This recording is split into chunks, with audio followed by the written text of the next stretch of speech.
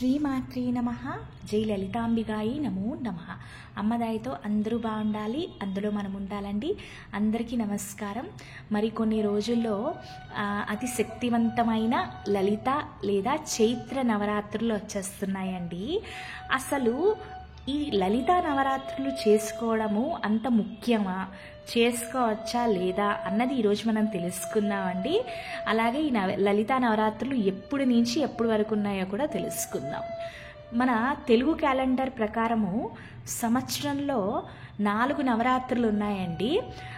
మొదటి నవరాత్రి అంటే మన ఉగాది రోజు కొత్త సంవత్సరం, కొత్త తెలుగు సంవత్సరం పుట్టుకొస్తుంది కదా. చైత్రమాసంలో వచ్చే శుక్ల పాడ్యమి రోజు లలితా నవరాత్రులు ప్రారంభం అయ్యి నవమి రోజు వరకు కొనసాగుతాయండి. అందుకనే ఈ నవరాత్రుల్ని లలితా నవరాత్రులు లేదా రామ నవరాత్రులు అంటారు. అలాగే ఈ నవరాత్రుల్ని గర్భ నవరాత్రులు కూడా అంటారు. ఎందుకు అంటే శ్రీరామచంద్రమూర్తి ఆఖరి 9 రోజులు గర్భంలో ఉన్నప్పుడు జరుగుతున్న నవరాత్రులు కాబట్టి. అంటే ఈ వసంత నవరాత్రులు లేదంటే లలితా నవరాత్రులు ఎంత ముఖ్యమైనవి అంటే మన దసరా నవరాత్రులు ఎంత ముఖ్యమో ఈ లలితా నవరాత్రులు కూడా అంతే ముఖ్యమండి. ఎందుకు అంటే ఆశ్వయుజ మాసంలో అలాగే ఈ చైత్ర మాసంలో యమధర్మరాజు కోరలంట కొంచెం బయటికి వస్తాయంట.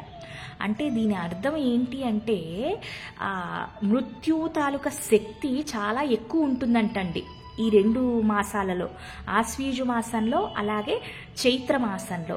అందుకనే మనము ఆ లలితా పరమేశ్వరికి కానీ లేదా దసరాల్లోని దుర్గమ్మకు కానీ మన కుటుంబానికి ఎలాంటి ఆపద, మన స్నేహితులకి తెలిసిన వాళ్ళు అందరూ కూడా ఆయురారోగ్యాలతో ఉండాలి అని చెప్పి మనము లలితా నవరాత్రులు కూడా అంతే శ్రద్ధగా దసరా నవరాత్రులాగే చేసుకోవాలండి.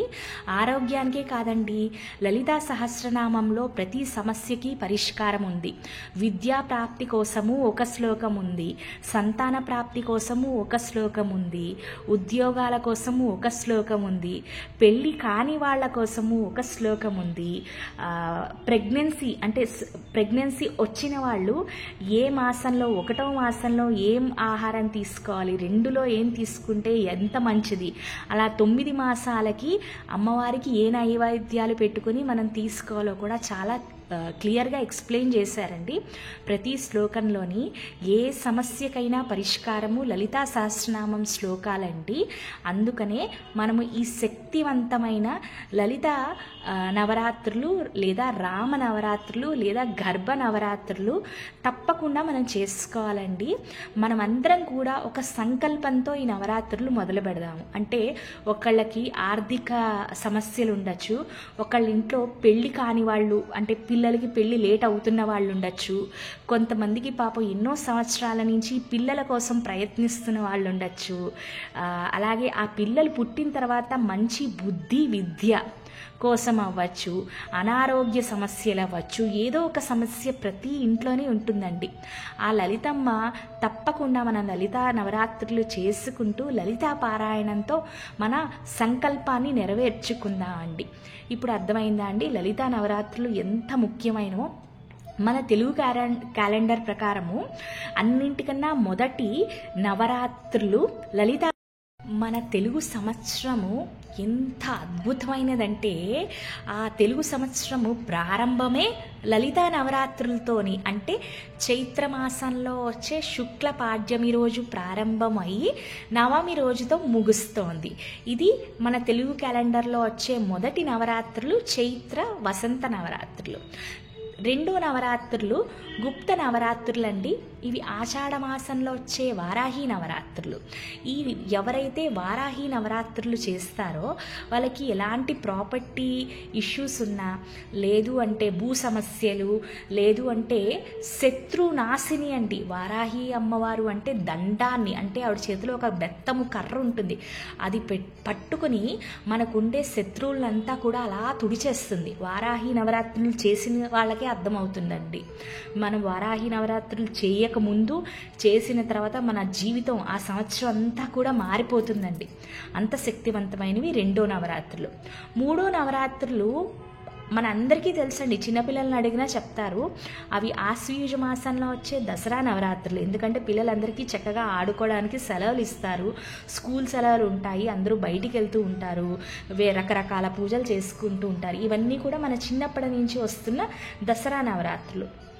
4వ నవరాత్రులు తెలుగు సంవత్సరంలో ఆఖరి నవరాత్రులు. వీటిని కూడా గుప్త నవరాత్రులు అంటారండి. శ్యామలాదేవి నవరాత్రులు అండి. శ్యామలాదేవి నవరాత్రులు ఎవరైతే చేస్తారో వాళ్ళ మేధస్సు చాలా పెరుగుతుందండి. ఏ ప్రాబ్లంకైనా ఉపాయం ఏంటి అంటే కండబలము కాదండి, బుద్ధి బలంతో కూడా మనము ఆ సమస్య నుంచి బయటపడేటట్టు శ్యామలమ్మ మనకి సహాయం చేస్తారండి. అంటే ఇప్పుడు మన తెలుగు సంవత్సరంలో 2 గుప్త నవరాత్రులు ఉన్నాయి.